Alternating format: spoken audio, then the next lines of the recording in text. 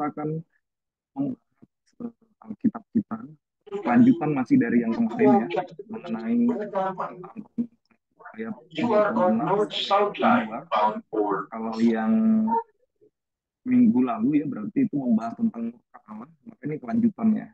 Kira-kira ketika Allah murka, lalu kita diberikan atau kita dikasih sebuah satu hal yang disebut sebagai kebebasan. Yang minggu lalu disebutkan juga bahwa kebebasan itu justru adalah konsekuensi ya daripada murka Allah itu. Maka di tengah kebebasan itu ada kecenderungan manusia hidup di dalam ketidakbenaran dan apa dampaknya ya kira-kira daripada hal tersebut. Nah, untuk itu kita akan melihat terlebih dahulu dari Roma 1 ayat 26 sampai 32. Saya akan bacakan ya untuk kita semua bunyi ayatnya. Roma 1 ayat 26 sampai dengan 32 bunyinya demikian. Karena itu Allah menyerahkan mereka kepada hawa nafsu yang memalukan, sebab istri-istri mereka menggantikan kesubuhan yang wajar dengan yang wajar. Demikian juga suami-suami meninggalkan kesubuhan yang wajar dengan istri mereka dan menyala-nyala dalam birahi mereka terhadap yang lain, sehingga mereka melakukan pemukuman laki-laki dengan laki-laki. Dan karena itu mereka menerima dalam diri mereka alasan yang setimpal untuk kesesatan mereka. Dan karena mereka tidak merasa perlu untuk mengakui Allah, maka Allah menyerahkan mereka kepada pikiran-pikiran yang sehingga mereka melakukan apa yang tidak pantas. Penuh dengan kekaliman, kejahatan, keserakahan, dan kebutuhan. Penuh dengan demikian, perselisihan, itu melihat dan kefasikan.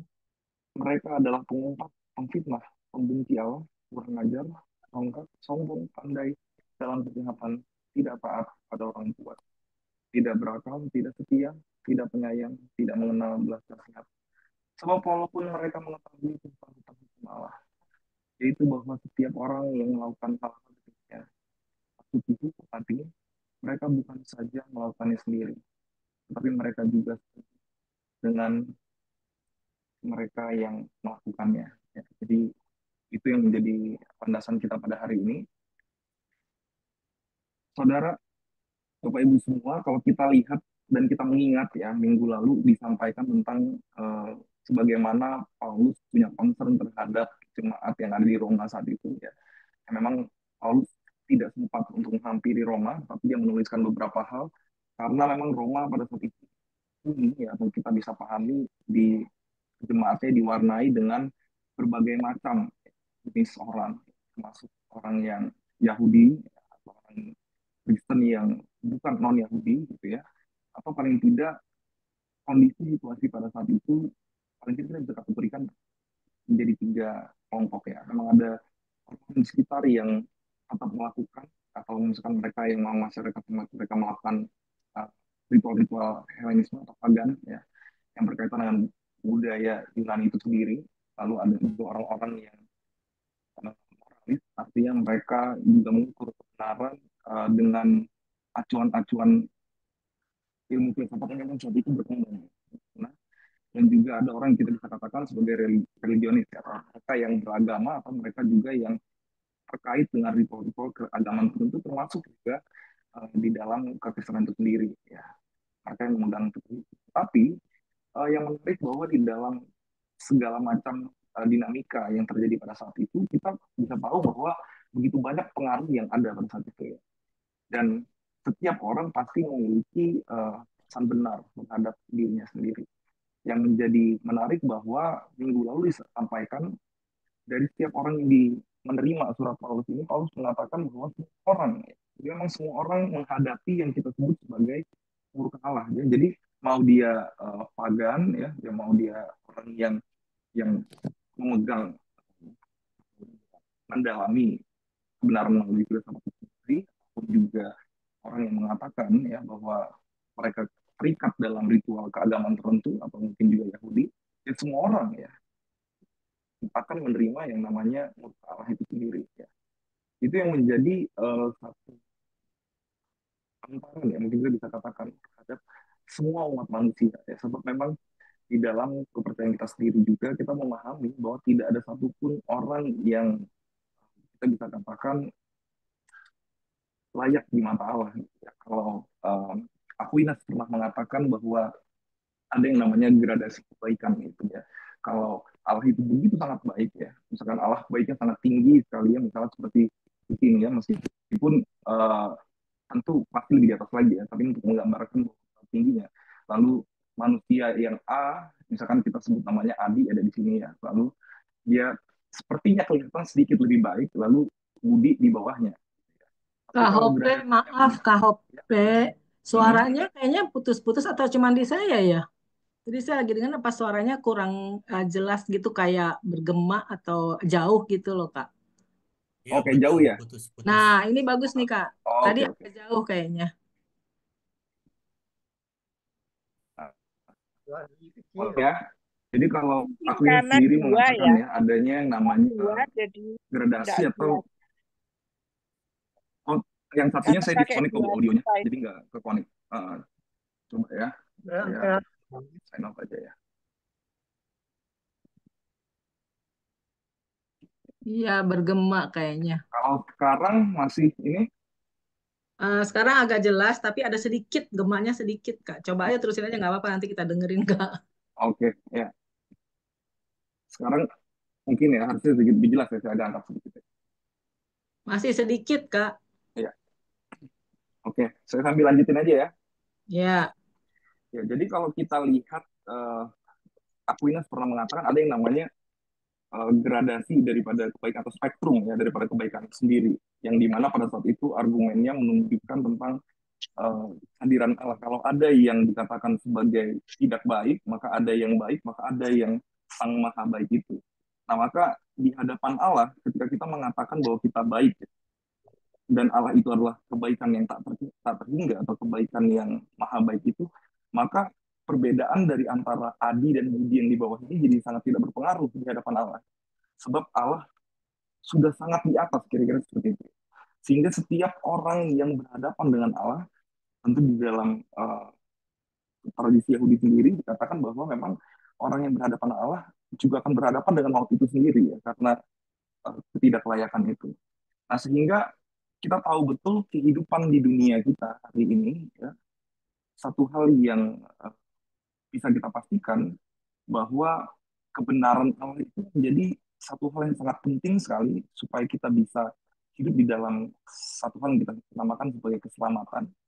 Tetapi juga ketidakbenaran manusia atau ketidakbenaran dunia ini adalah kenyataan yang kita hidupi. Atau mungkin seperti yang kita lihat di layar ya. Jadi memang kata is necessary ya. Sebab memang justice is a reality. Ya. Jadi memang itu adalah kenyataan. Sehingga di hadapan Allah, di hadapan mukanya itu kita harus punya satu hal yang kita sebut sebagai kerendahan hati gitu ya, atau kita bisa menyadari sebagaimana aku hari ini membutuhkan ya untuk supaya aku hidup dalam kebenaran itu. Tapi yang menjadi masalah ya Bapak Ibu Saudara ya, bahwa di dalam kehidupan kita ya seringkali ketika kita hidup di dalam ketentuan-ketentuan Allah atau dalam kebenaran Allah, saya rasa banyak dari kita akan mengatakan, atau mungkin saya secara pribadi, hidup di dalam sebuah ketentuan itu tentu bukan hidup yang menyenangkan. Atau seperti yang ada di gambar ya, kalau seorang anak yang diminta oleh orang tuanya untuk pulang sekolah ya sebelum mereka tidur ya sekitar jam 6.30 kamu baca buku atau ngerjain tugas ya sampai jam 7. Kalau itu diberikan peraturan semacam itu di rumah, mungkin mustahil ya seorang anak akan mengatakan, aduh bersyukur banget mama papa udah kasih aku peraturan baru di rumah, atau udah kasih aku ketentuan-ketentuan baru di rumah, meskipun kita tahu bahwa ketentuan itu akan melahirkan satu hal yang baik ke depannya. Tapi untuk menerima ketentuan itu menjadi sangat berat sekali ya. Dan kita tahu hidup sebagai umat Kristiani di perjanjian lama atau di bahkan perjanjian baru pun, ketika kita menerima kebenaran itu atau kita menerima ketentuan-ketentuan atau hukum Allah itu, kita terikat di dalam janjinya itu. Tetapi dalam pelaksanaannya seringkali kita masuk ke dalam ketidakbenaran itu. Nah, oleh sebab itu apa yang menjadi penting supaya kita sebagai umat Kristiani kita punya yang namanya semangat atau kita punya yang namanya rasa syukur terhadap ketentuan atau kebenaran yang Allah yang kita miliki. Maka kita akan masuk ke bagian bahwa sebenarnya ketentuan itu ya, bukan ketentuan yang mengekang kita atau ketentuan yang menjadikan kita diperhamba dalam cara yang lain. Tapi justru ketika kita memberikan diri kita kepada Allah, ketika kita mau hidup di dalam kebenarannya, itu akan justru menyelamatkan kita. Sehingga kalau Tuhan memberikan satu kesempatan bagi kita untuk hidup di dalam ketentuannya, maka rasa yang muncul bukan rasa malas atau bukan rasa terbeban, tapi justru rasa syukur yang sangat besar. Kak Kenapa? Hope, Karena di dalam Kak Hope, kita, Kak ya, Hope, maaf, ini banyak yang ini yang chat suaranya nggak clear, Kak, masih putus-putus. oke, Atau coba kameranya di off aja dulu deh, Kak. Nggak apa-apa, nggak usah pakai kamera. Kita dengerin nggak apa ya. sambil Oke, screen. Ya. oke. Ini lebih jelas Bapak Ibu.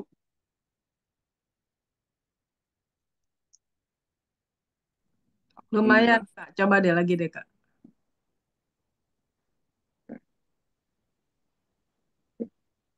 Jadi kalau kita melihat bagaimana hukum itu atau kebenaran Allah itu hadir di dalam uh, kehidupan manusia pada saat itu, maka kita akan menemukan yang namanya rasa syukur ketika Allah memberikan ketentuan-ketentuan itu dalam kehidupan. Nah, kalau kita lihat di Kejadian 1 ya, ayat 1 sampai 2, jadi Alkitab kita bahkan mulai dengan hal yang sedemikian rupa uh, selaras dengan apa yang kita pahami pada hari ini. Kalau kita buka Kejadian 1 ya, ayat 1 sampai dengan 2, itu dikatakan bahwa pada mulanya Allah menciptakan langit dan bumi. Bumi belum berbentuk dan kosong, gelap gulita menutupi samudera raya, dan roh Allah mulai melayang di atas permukaan air.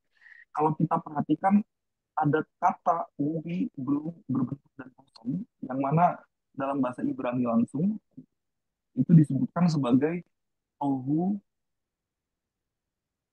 wabohu. Atau kalau kita artikan secara literal langsung saja, artinya adalah bahwa bumi pada saat itu ada dalam situasi yang bisa kita sebutkan sebagai sebagai chaos atau tidak peraturan atau kita bisa katakan sebagai uh, satu hal yang sangat berantakan sekali.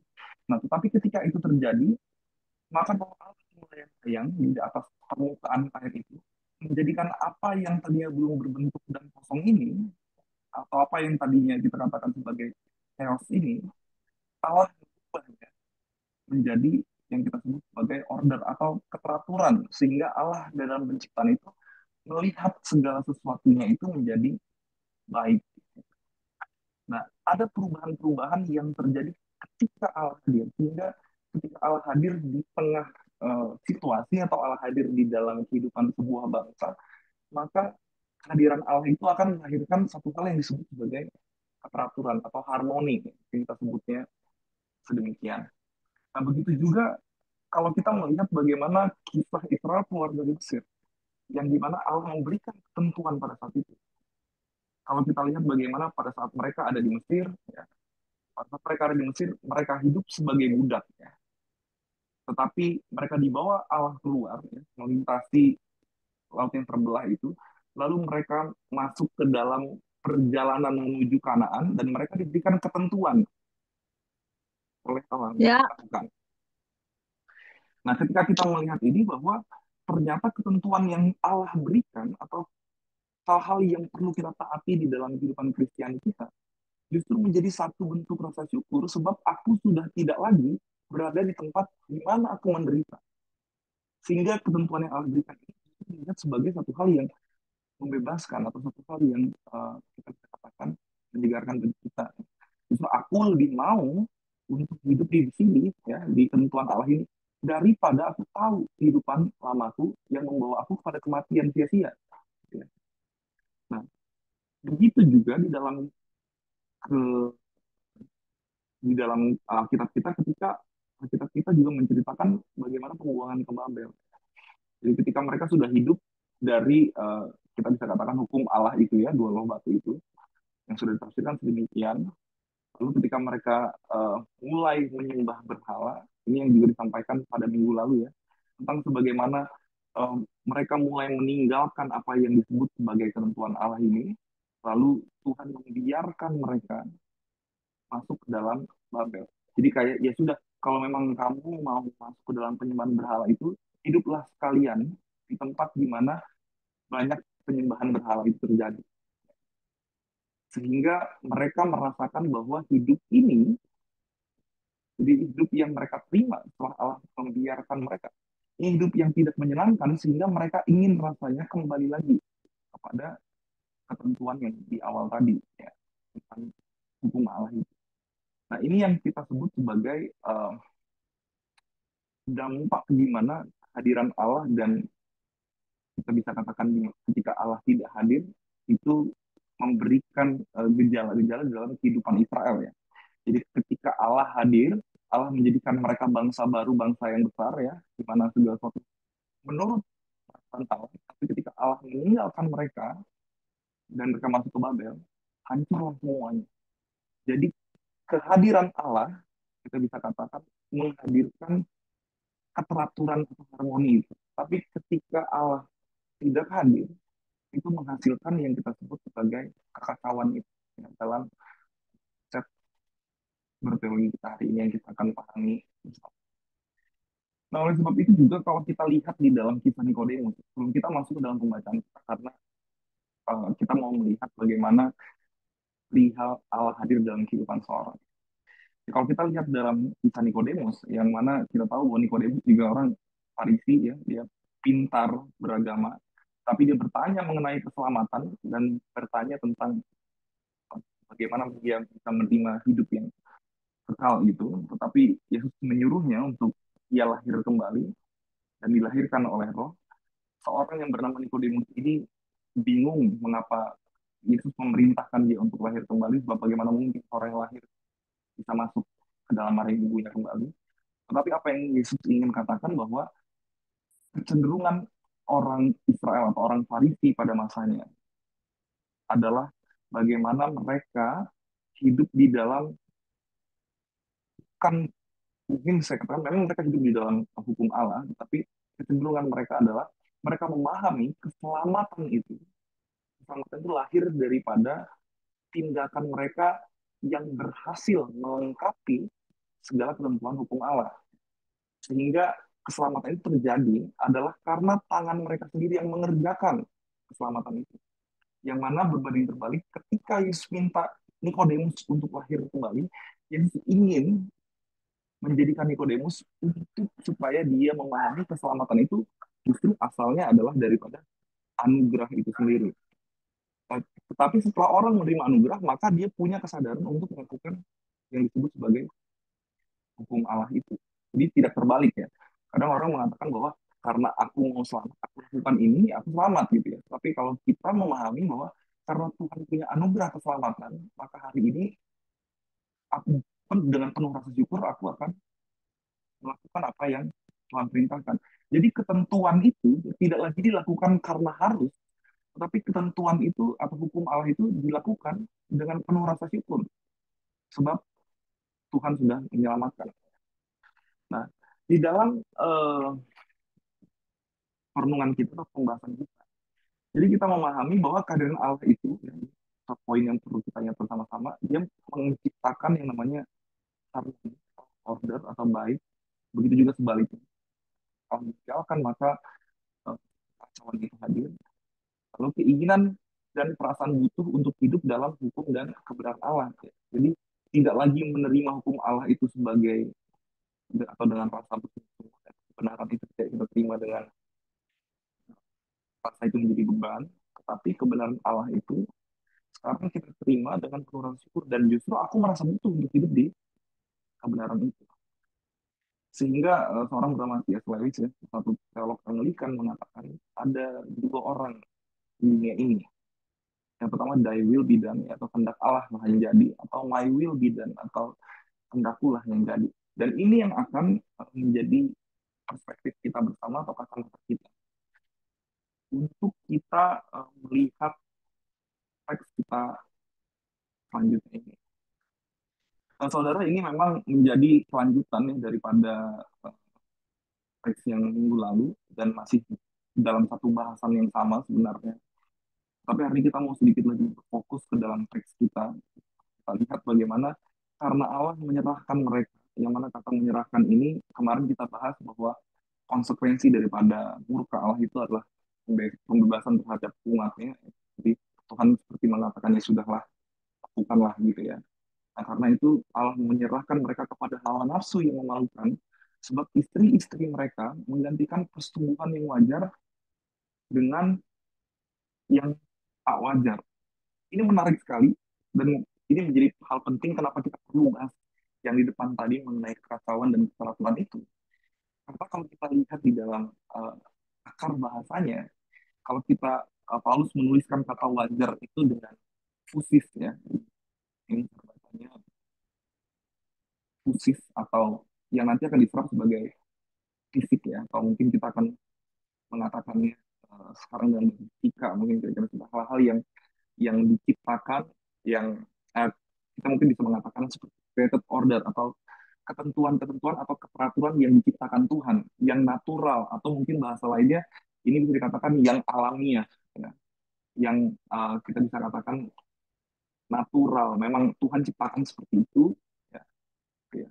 Tuhan ciptakan dengan ketentuan-ketentuannya yang Tuhan adakan itu. Tetapi yang jadi masalah bahwa manusia melakukan tindakan ketika mereka menolak kebenaran Allah itu, akhirnya manusia menggantikan Allah itu dengan tindakan-tindakan yang tidak wajar. Jadi satu kata kunci mungkin yang bisa kita pahami bersama bahwa ketika Allah menghadirkan yang disebut sebagai order itu atau ketentuan atau hukum atau keteraturan itu, lalu dengan manusia yang tidak mau hidup di dalam kebenaran itu, maka manusia melawan apa yang diciptakan itu, atau manusia melawan ketentuan-ketentuan itu. Ya.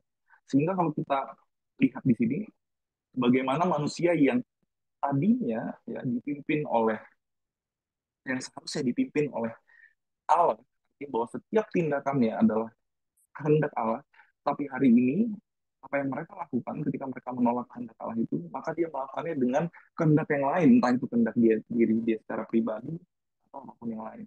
Nah, mungkin bahasa sederhananya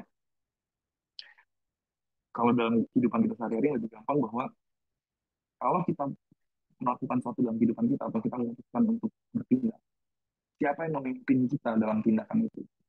Kalau Allah yang memimpin kita dalam tindakan itu, maka tindakan-tindakan kita haruslah tindakan-tindakan yang menghasilkan yang disebut sebagai harmoni itu.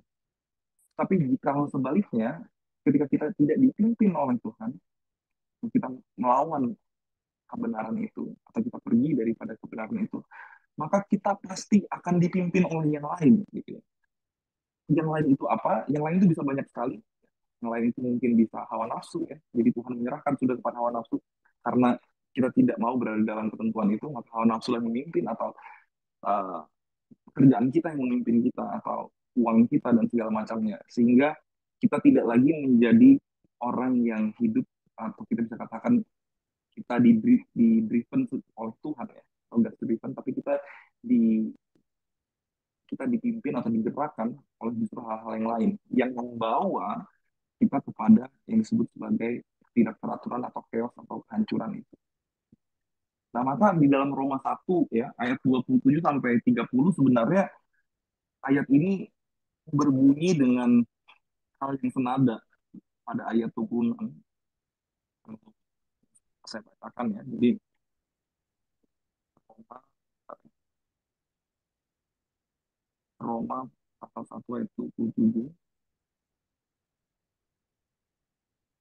juga menyebutkan demikian juga suami-suami meninggalkan persetubuhan yang wajar dengan istri mereka dan menyala-nyala dalam berahi mereka seorang terhadap lain sehingga mereka melakukan kemesuman laki-laki dengan laki-laki karena itu mereka menerima dalam diri mereka balas timpal untuk kesehatan mereka. Jadi apa yang dilawan oleh tindakan itu adalah He did not ketentuan-ketentuan yang Tuhan think jadikan. about it. Lalu pada ayat 28 dikatakan, dan karena mereka tidak merasa perlu untuk mengakui Allah, maka Allah menyerahkan mereka pada pikiran-pikiran tersebut. Jadi mungkin kalimat ini kita tidak baca seperti Allah langsung taruh kita kepada pikiran-pikiran terkutuk itu, tapi lebih kepada ketika kita pergi daripada Allah, maka secara otomatis hal-hal lain itu yang menguasai dan memimpin kita, dan masuklah kita kepada situasi-situasi yang membuat segala sesuatu menjadi lebih buruk. Dan itu yang kita lihat juga pada ayat 28, bahkan dikatakan tidak hanya berkaitan perihal seksualitas yang di atas kita baca tadi, tapi juga disebutkan hampir kita bisa katakan hampir berbagai macam jenis disampaikan ya, kejahatan-kejahatan itu ya, atau hal-hal yang buruk itu. Dikatakan kelaliman, ya, kejahatan, keserakahan, kebusukan, pembunuhan, perselisihan, itu terlihat, dan kefasikan, ya, pengumpat, fitnah, bahkan tidak menghormati orang tua pun juga disebutkan, ya. Tidak berakal, tidak setia, tidak menyayang, ya.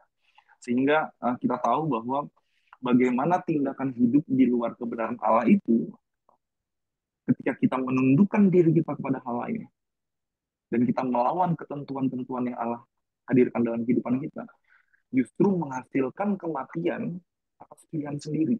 Nah, ini yang menarik bahwa minggu lalu ya, dalam rekaman itu disampaikan kalau kita tidak tahu bahwa hal itu tidak boleh yang kita lakukan, itu kayaknya masih quote unquote kayak masih ya sudah orang nggak tahu gitu ya. Tapi ketika kita tahu dan kita sudah pernah dengar ya, dan sudah pernah disampaikan kepada jemaat itu, tapi kita memilih untuk tidak menundukkan diri kita kepada Tuhan, melainkan memilih untuk menundukkan diri kita kepada hal lain, maka mungkin bahasanya yang bisa disampaikan adalah kita menghasilkan kematian atas pilihan kita sendiri.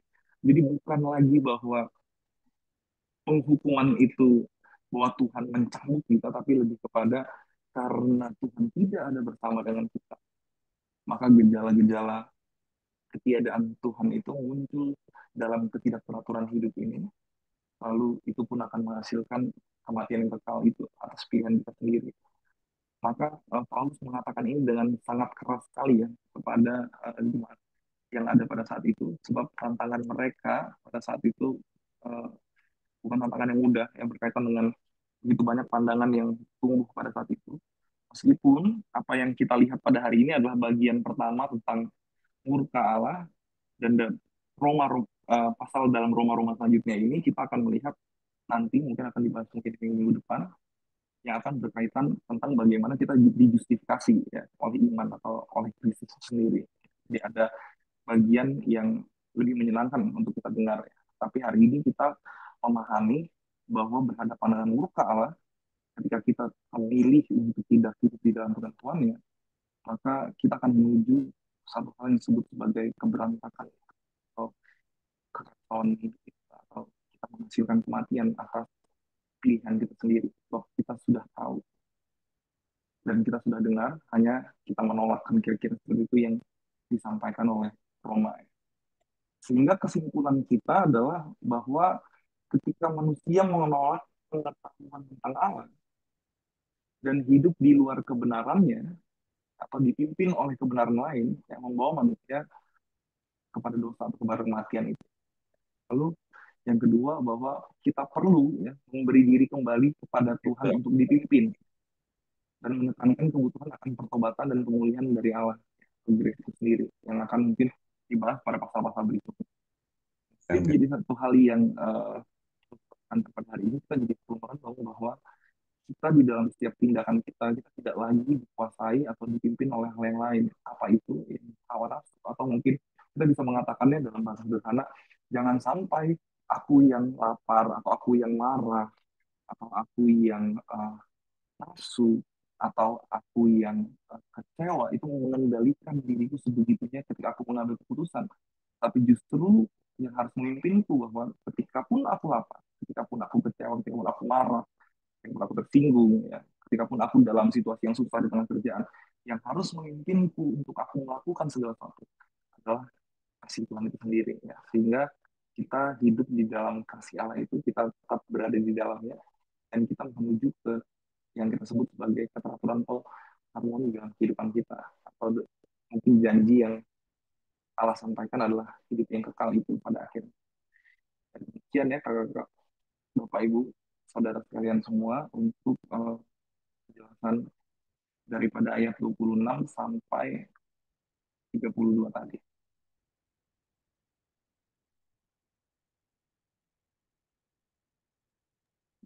Baik, Kak Hope, terima